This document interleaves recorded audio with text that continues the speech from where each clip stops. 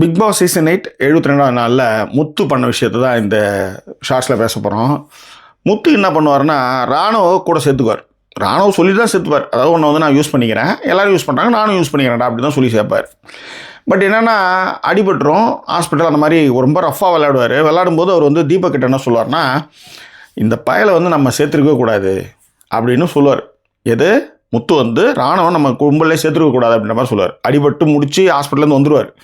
வந்ததுக்கப்புறம் அப்ரிஷியேட் பண்ணுறப்ப ராணுவ தோளில் கையை போட்டு தடவை கொடுத்துட்டு மட்டும் கிடையாது, ராணுவம் வந்து ஒரு பெஸ்ட்டு பிளேயர் அப்படி. அதாவது ஒரே நாள் அதாவது ஒரு சில மணி நேரங்களில் அந்த பார்வை, அந்த பேச்சு, அந்த ஆர்டிகுலேட்டிவாக வந்து அதை வந்து ப்ரெசென்ட் பண்ணுற விதத்தில் முத்து வேறு தளத்துக்கு போயிடுவார்.